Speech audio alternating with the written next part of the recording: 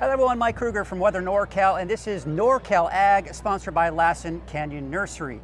And you know, you're probably thinking, rodeo, Reading Rodeo, what does that have to do with agriculture? Well, with me right now, I've got Bennett Gooch Jr. He is the president of the Reading Rodeo Association. And you know, we talked earlier about the history and what you have plans, but now let's talk about agriculture. Sure. How is the rodeo in general associated with agriculture? So the closest relation is going to be your cattle ranchers and little small ranches and stuff like that. You know, started back in the day.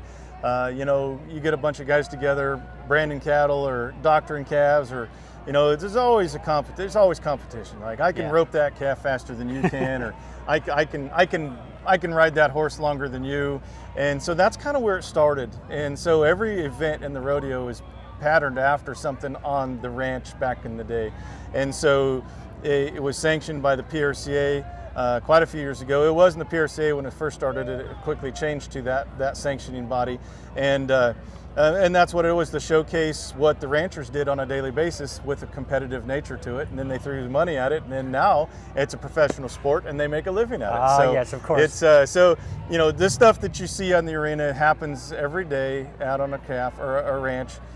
You know, taking care of the livestock, and that's what it's all about. Yeah, and that's really neat about that too. And I think about this too. You're saying like, I can do better than you. Is that how the big cowboy hats came into play? Probably. I can wear a bigger hat Probably than you? that, and you know, it's just always it's competitive in nature. It's pretty cool. So some of the events that we think about, right? Yeah. Obviously the bull riding, the bucking bronco. I would assume the bucking bronco, the calving or the roping of the calves, all of that.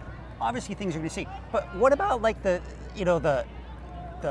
bull? I mean, I can't imagine that's a normal thing. I'm right? going to say that's probably stemmed out of competition. Yeah. You know, we beat each other calf roping, or you know, doctoring steers and riding green horses, and they just had to take it to the next level. And I mean, what better way to beat your buddy than to outlast him on a bull? And that's, you know, the rest is history. Hey, one up them running the bulls, right? Running the bulls. Yeah, that's so awesome. Anyone can do it, and what's nice about the PRC and the Western way of life is, if you show interest and you want to work for it, someone's going to help you get there, and you're going to learn quickly whether you have the talents to do it or not. And if you do, you can succeed at it.